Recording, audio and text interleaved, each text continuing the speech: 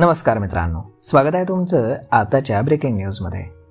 मित्रांनो, पुरंदर येथील नियोजित विमानतळासाठी भूसंपादनाची प्रक्रिया सुरू झाली आहे। याच पार्श्वभूमीवरती इथल्या शेतकऱ्यांना एकरी 10 कोटींचा मोबदला मिळावा अशी मागणी स्थानिकांनी केलेली आहे। जिल्हाधिकाऱ्यांची भेट घेऊन त्यांनी आपल्या विविध मागण्या जिल्हाधिकाऱ्यांमार्फत सरकारकडे मांडल्यात।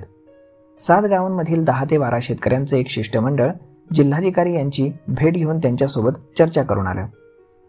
पुण्याच्या नव्या नियोजित विमानतळासाठी पुरंदर तालुक्यातील 7 गावांमध्ये भूसंपादन होणार असून त्यासाठी एकरी 10 कोटी रुपये तसंच संपादित जमिनीच्या 15% जमीन परतावा म्हणून मोबदला द्यावा अशी मागणी शेतकऱ्यांच्या शिष्टमंडळानं पुण्याचे जिल्हाधिकारी जितेंद्र डुडी यांच्याकडे केली।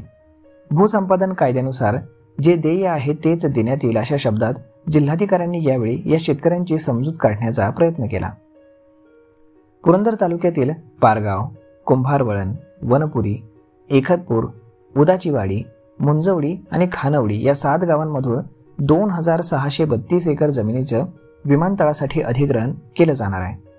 या 7 गावांमधील 10 ते 12 शेतकऱ्यांच्या एका शिष्टमंडळानं जिल्हाधिकाऱ्यांची काल भेट घेतली। यावेळी त्यांच्यासोबत बैठकीमध्ये विविध मुद्द्यांवरती चर्चा झाली।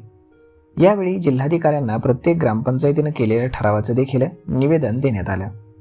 बेघर होणाऱ्या शेतकऱ्यांसाठी एकूण जमिनीच्या 15% जमीन देण्याच्या मागणीबाबत सकारात्मक दृष्टीनं विचार करण्याचा प्रस्ताव पाठवण्यात येईल असं आश्वासन यावेळी जिल्हाधिकाऱ्यांनी या शेतकऱ्यांनाही दिलेलं आहे। तर मग मित्रांनो, अशा पद्धतीनं आता पुरंदरच्या शेतकऱ्यांना एकराला 10 कोटींचा मोबदला हवा आहे। पाहूयात सरकार ते मान्य करणार का।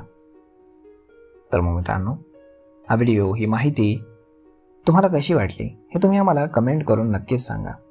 आणि जर हा व्हिडिओ तुम्हाला आवडला असेल तर आपल्या जवळच्या मित्रमंडळींसोबत देखील हा व्हिडिओ तुम्ही शेअर करायला विसरू नका। धन्यवाद।